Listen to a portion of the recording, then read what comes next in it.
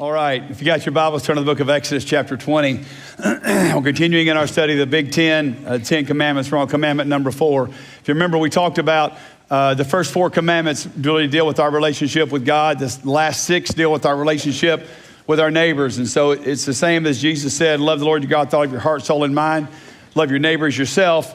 That really is reflected through the way the 10 commandments are laid out. Today, we're going to be looking at commandment number 4, as we understand the Sabbath. At one time in our country, it was actually illegal to do any type of work on Sunday.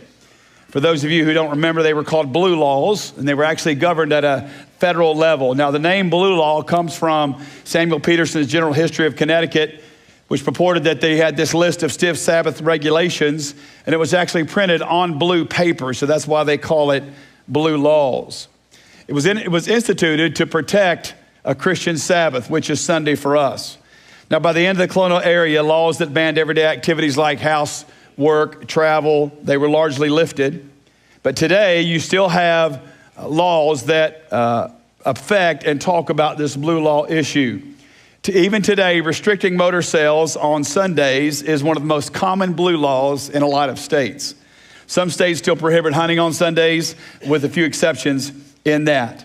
Now, as a country, especially in the South, we've been conditioned to believe that Sunday is a special day, and it's a day that we don't work.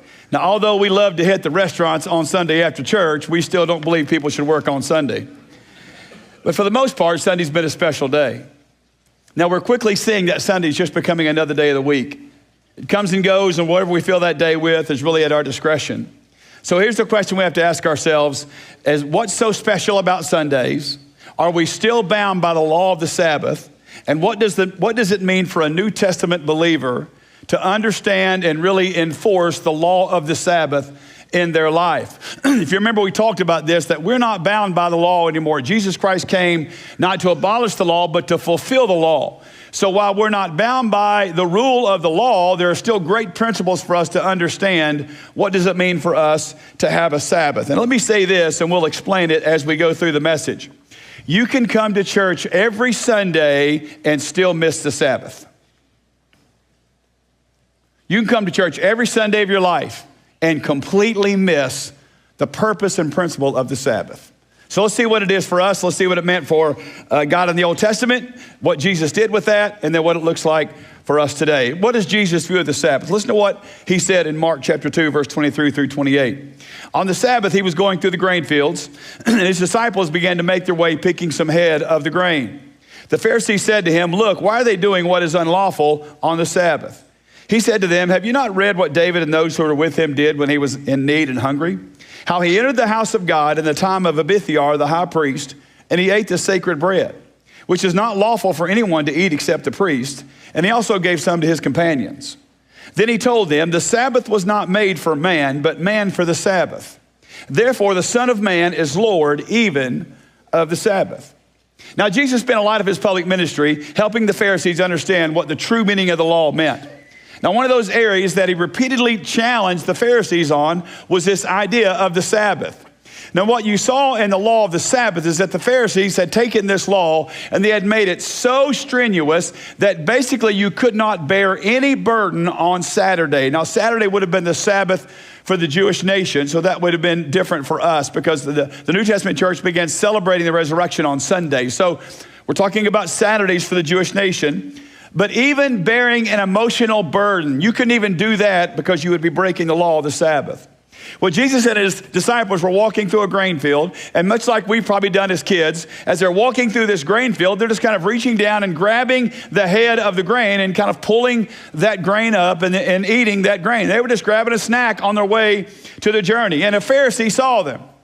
He said, "Wait a minute, you guys can't be doing that. Jesus, how can you let your disciples break the Sabbath law because they're working on the Sabbath?" And I want you to notice what Jesus said about that. He said, the Sabbath was made for man and not man for the Sabbath. Now, what does Jesus mean when he says that? What does he mean when he says the Sabbath was not made for man, or the man was not made for the Sabbath, but the Sabbath was made for man? You see, here's what Jesus was trying to institute. He's trying to help the Pharisees understand that the Sabbath is not just another law or another rule that we are to obey. It is actually a gift to mankind. Listen to what Jesus said. The Sabbath was made for man. So we weren't made, and here's what Jesus means by that. Man wasn't made for the Sabbath, meaning that God didn't create something called the Sabbath, and then he created man so that he could obey the Sabbath. He created us and then created the Sabbath as a gift to us and for us. So the first thing we need to understand is that the Sabbath is God's gift to his creation. Church, the Sabbath is our gift from God. Now, if it is a gift from God, then we need to understand how to enjoy the gift that we've been given from our Creator. The Sabbath is an amazing gift if you understand its purpose. And he's going to give us its purpose as he gets into this commandment. Listen to what he says about this gift in Exodus 20, verses 8 through 11. He says, remember the Sabbath day to keep it holy. But you're to labor 6 days and do all your work. But the seventh day is a Sabbath to the Lord your God. You must not do any work, you, your son, or your daughter, your male or female slave, your livestock, or the foreigner who was within your gates. For the Lord made the heavens and the earth and the sea and everything in them in 6 days. Then he rested on the seventh day. Therefore the Lord blessed the Sabbath day and declared it holy. Now when we look at the commandment, it's easy for us to focus on the wrong portion of the explanation. Just like the command to use the Lord's name in vain is more about intent than it is in action, the fourth commandment is the very same way. Now, we can look at the fourth commandment. We can say this about the fourth commandment. The fourth commandment tells us how we should work. It's easy to look at that and see that. It says very clearly, you should work 6 days, but on the seventh day, you should rest. Well, if we're focusing on the wrong part of the commandment, we could look at that and think it's telling us or giving us a rule about work. This is not a rule about work. Now, the reason it says 6 days you shall work and on the seventh day you should rest, the reason it says that is because of the curse that came because of sin. If you'll remember, when Adam and Eve sinned, Adam was cursed. Now, when Adam was cursed, the curse of Adam basically came into the land. He told Adam this, Adam, because of your sin, the ground is cursed because of you. So Adam wasn't cursed. No, Adam was cursed because of his sinful nature, now that he'd opened up himself to sin. But now that the ground was cursed, here's what he said to Adam. Adam, you're going to have to work all the days of your life, and you're going to have to toil and sweat and work hard for your provision. Adam, the only way you're going to provide, Adam, before sin, I was your provider. Adam, I gave you everything you needed. I provided everything you needed, Adam, but you sinned. You and your wife chose to go in a different direction. So because of that, now you're going to have to work and you're going to be the provider. So Adam was accustomed to working 7 days a week, every day of his life. But then God comes and he says this in a law, 6 days you're going to work, but on the seventh day you're going to rest. So what's the purpose of that? What's the understanding of that? As we look at this commandment, we need to understand the context of where it's coming from. Adam got this idea of working. The Jews would have understood this idea of working. They had to work. Now, when we look at most of our work weeks are 5-day work weeks. They're even moving to 4-day work weeks. You may have a different shift where you work 12-hour shifts, and it's all different. So we can't look at this and say, this is a prescription of how we should work. This is not about that. This is about us understanding what it means to have a Sabbath rest. Here's the first thing he wants us to see, is that it is a gift of remembrance. All right, the commandment starts with the word remember. Now, God wanted the Israelites to remember the Sabbath and keep it holy. Now, the word remember means to mark, to recount, or to record. So what was it that they're to remember? Remember the Sabbath day. Now, we see this picture drawn for us in the wilderness account. When the Israelites were complaining about not having any food or water. So Exodus 16, this is before you get to the law, they were complaining about not having any food, any water. And even though God initiated the Sabbath on the seventh day of creation, where it says that he rested from his work, basically what God was going to do is he was going to demonstrate what it meant to have a Sabbath in the desert. Now listen to what happened in Exodus 16, verse 11. The Lord spoke to Moses, I have heard the complaints of the Israelites. Tell them, at twilight you will eat meat, and in the morning you will eat bread until you are full. Then you will know that Yahweh is your God. So God's intended purpose for providing manna and providing quail was not so that their bellies could be full, but so that they could know that Yahweh is God. When God provides, he does that so that we will know he is God. So all this idea of provision is going to be so important in the context of what it means to have a Sabbath. Now listen to verse 21. They gathered it every morning, each gathered as much as he needed to eat, but when the sun grew hot, it melted. So basically, here's what God said. I'm going to provide manna, and basically manna was like a modern day Twinkie. So if you've had a Twinkie, that's basically what manna was. It was this bread covered in honey. It was just amazing. And it came up out of the ground. Then they had quail at night. And so they had an amazing diet. But here's the thing that God said. You can collect all you want, but in the evening, it's all going to melt away. And you're not going to have any more at night. So guess what you got to do the next day? What do you got to do, church? You got to go get some more. At the end of that day, it's all going to be gone. What do you got to do the next day? Now, what was their nature? What was their tendency? I'm going to collect as much as I can because I want to make sure I've got enough for tomorrow. But what happened? It would melt away. Why was God doing that? Because he wanted them to understand, I got you. I'm going to provide for you. Every day of your life, I'm going to be your provider. You just go to work. You collect. So they gathered every morning. Now listen to this. On the sixth day, they gathered twice as much food, 4 quarts apiece, and all the leaders of the community came and reported this to Moses. So on the sixth day, they were allowed to gather twice as much. So why were they now allowed to gather twice as much on the sixth day? They came to Moses and said, Moses, man, we were able to get 4 quarts instead of 2. And here's what Moses said to them. This is what the Lord has said. Tomorrow is a day of complete rest, a holy Sabbath to the Lord. Bake what you want to bake, boil what you want to boil, and set aside everything left over to be kept until the morning. Now, before, if they had done that, remember, it melted away. But on the sixth day, it didn't. So they set it aside until morning as Moses commanded, and it didn't smell or have any maggots in it. That's always a great thing with your food. Moses said this in verse 25. Eat it today, Moses said. Now listen to this. Because today is the Sabbath of the Lord. Today you won't find any in the field. For 6 days you may gather it, but on the 7th day, the Sabbath, there will be none. Do you see what God's trying to teach the Israelites? Do you see what he's doing here? Listen, this is one of those messages I geeked out on all week long because it's so good, and if you don't get it, that's your problem. This is good stuff. Now listen to this, church. God was building and providing and pointing all of the Israelites to understand something amazing. It wasn't that they just needed to go to the temple on Sunday. It was so much bigger than that. God's plan was that they would see that even though they had to work because of the curse, he was still their provider. The Sabbath is all about us recognizing God as our provider. You see, we think it's about us setting aside a day and going to church and not going to work. So much more than that.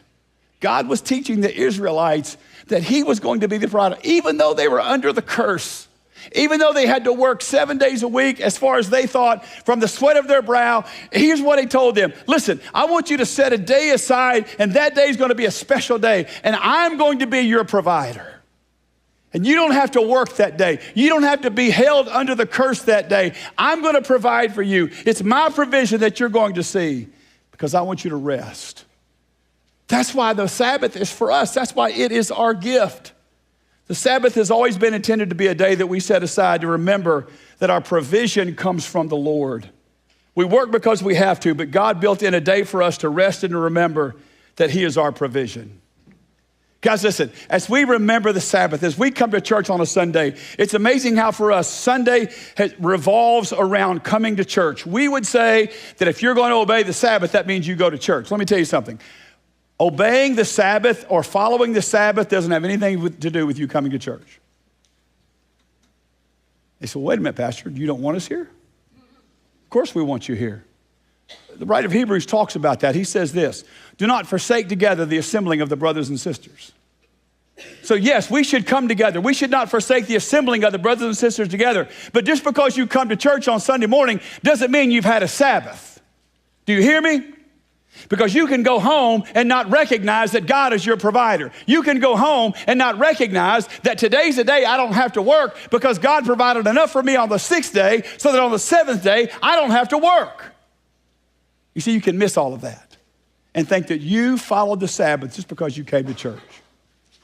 So church, I'm not saying don't come to church. Obviously, we want you to come to church. I look around every Sunday and I know who sits where.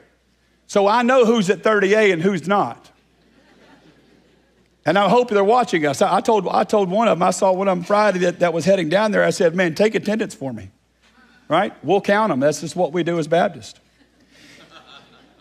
It is a gift of remembrance, but it's also a gift of recreation. Now listen to this.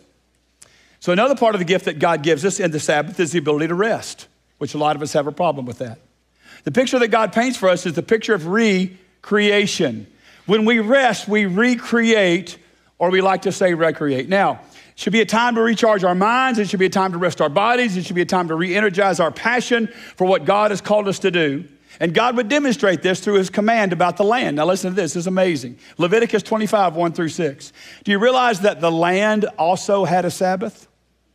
Not only did the people experience a Sabbath where they worked 6 days a week and didn't work one, and they experienced God's provision in that seventh day, the land also had a Sabbath. Listen to what God said. The Lord spoke to Moses on Mount Sinai. Speak to the Israelites and tell them, when you enter the land I'm giving you, the land will observe a Sabbath to the Lord. You may sow your field for 6 years, and you may prune your vineyard and gather its produce for 6 years, but there will be a Sabbath of complete rest for the land in the 7th year, a Sabbath to the Lord. You are not to sow your field or prune your vineyard. You are not to reap what grows by itself from your crop or harvest the grapes of your untended vines. It must be a year of complete rest for the land. Whatever the land produces during the Sabbath year can be food for you, for yourself, your male, your female slave, and your hired hand or foreigners who stay with you. So here's what God's saying. Israelites, you're going to work 6 years, but on the 7th year, you're not going to work the entire year. Can you all imagine that? Can you imagine God coming to us and saying to us, hey, church, here's what I want you guys to do. Can you imagine me as your pastor standing up and saying, church, here's our instruction. We're coming up on year number 6. This is the last year you're going to work. Next year is going to be the year of the Sabbath. And so all year long, none of us in this church are going to work one day. Now, a lot of us would say, woo, we love you, Pastor. Pastor Appreciation Sunday. This is awesome.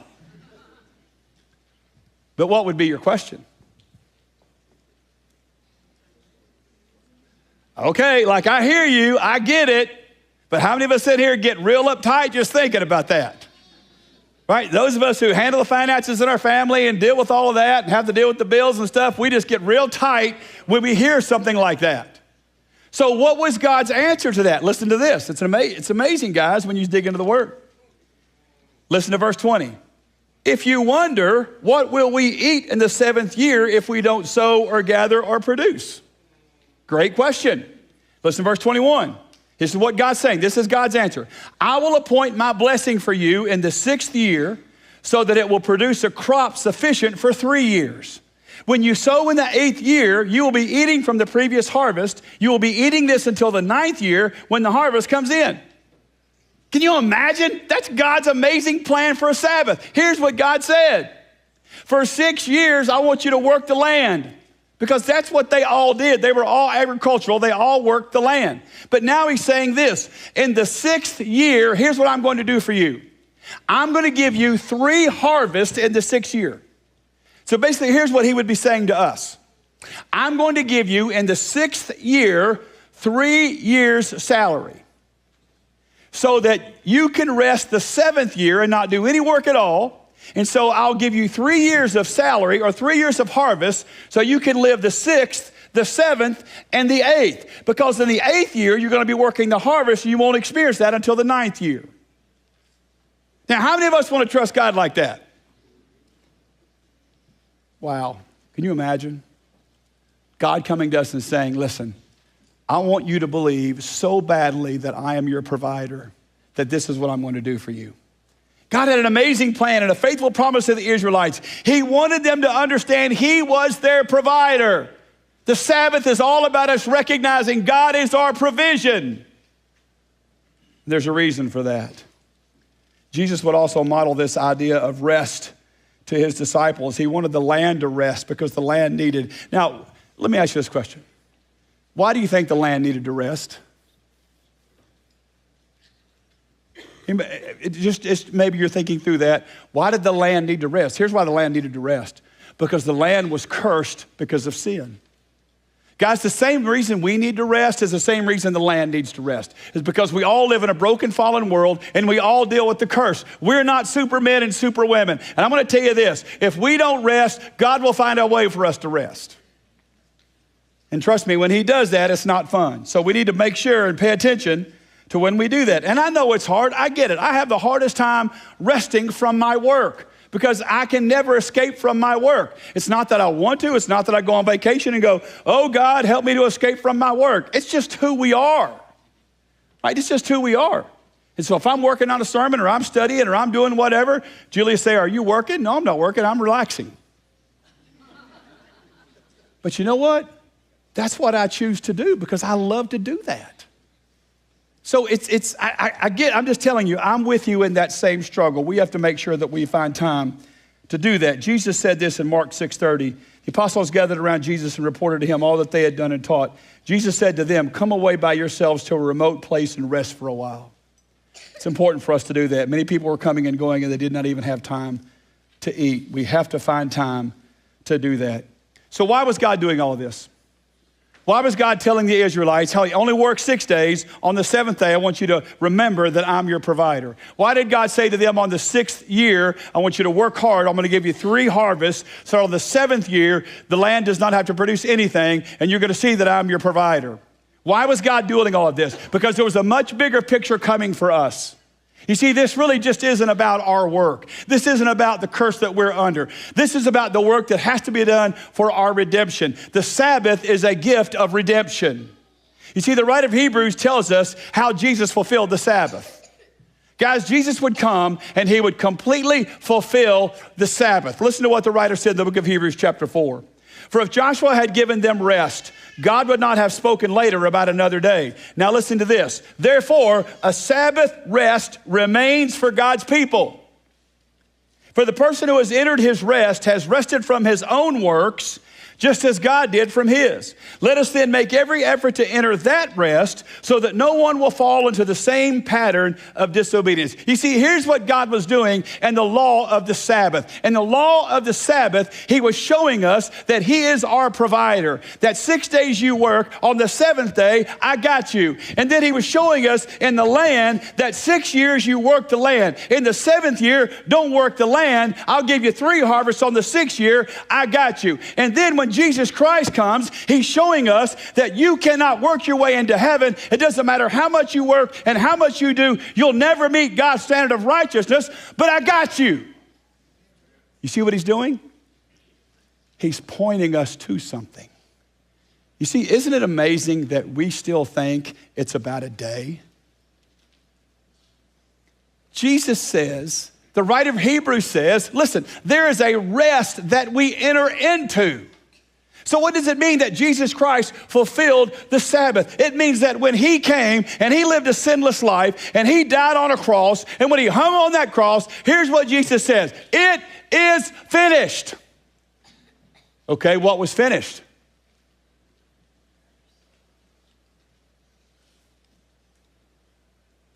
Dude. Man, why didn't you tell me? Look. Y'all remember Mike Massaro used to be our student pastor sitting right up there in the corner? That joker texted me about 30 minutes ago, praying for you when you get ready to preach. I thought, man, that's cool. That dude's in Houston praying for me. That's awesome. I didn't know he was right there. All right, I owe you one, bro. That's good. That's awesome, man. It's great to see you, dude. Be sure and come down here when this is over, okay? Why was God doing all of this? Because when Jesus said, listen, when he said it is finished, here's what was finished. All the work that needed to be done for our salvation. The work was finished. So if we can trust God to provide for us on that 7th day, and we can trust God to provide for us in that 7th year, then we can trust God that when we have a need and our souls are empty and our hearts are empty and he provides a Savior for us, we can trust him in that. He was pointing us to Jesus. That's the law of the Sabbath. Isn't it amazing how we think it's just about one day of the week? So how do we practically apply that in our lives? Because I think this is important. I think this is one of those commandments, guys, that we still have. It still has great value for us in our life. Let me give you several things that I think we have to do. Number one, set aside a Sabbath day to remember and to rest. That's very important. Now, does it have to be Sunday?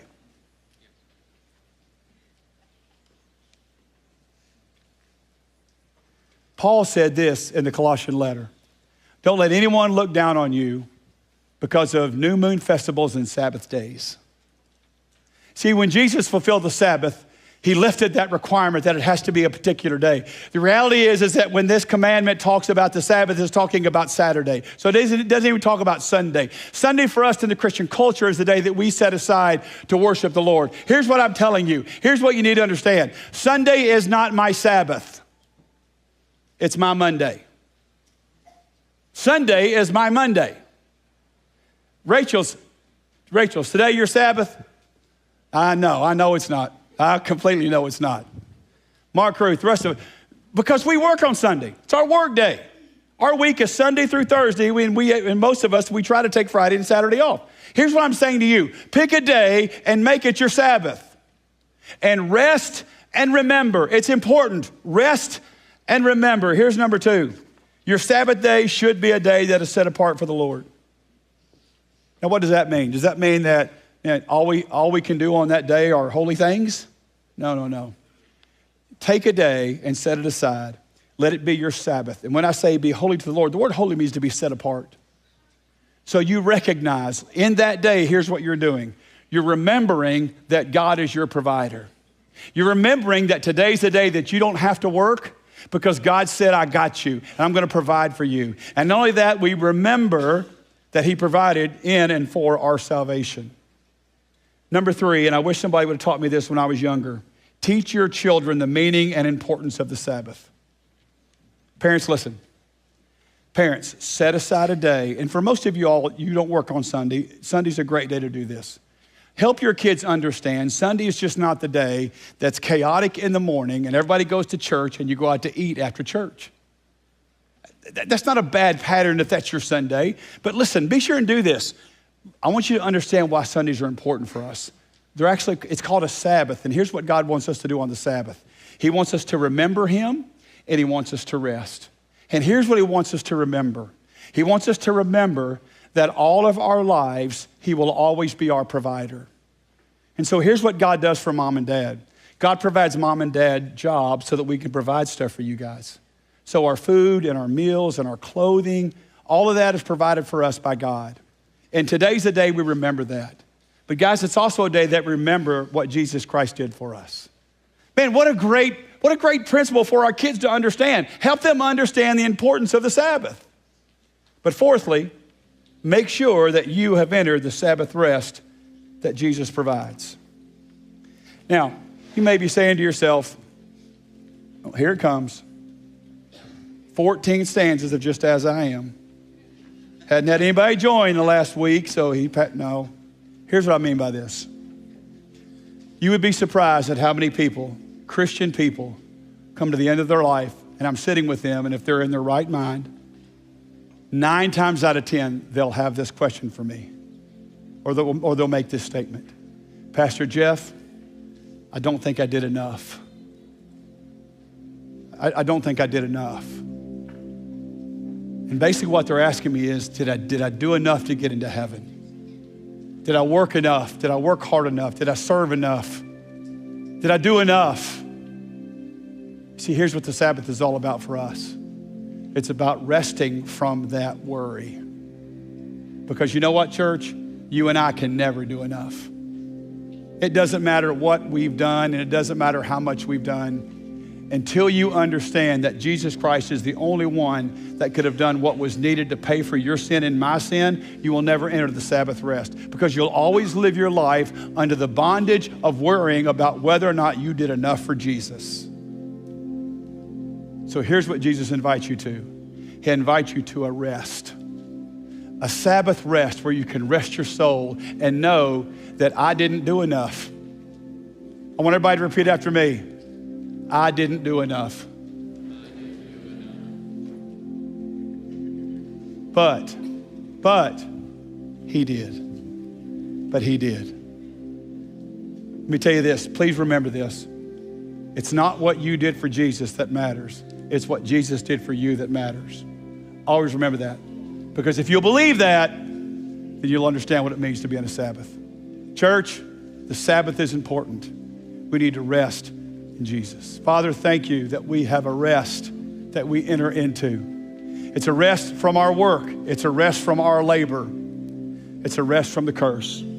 So Lord, thank you that today, although we're not under the law, today we're under the principle of the Sabbath. We recognize this great day in our life that we recognize you as our provider. And Jesus, I thank you today that all that I have and all that you've given me to provide for my family is because of you. So we acknowledge that today.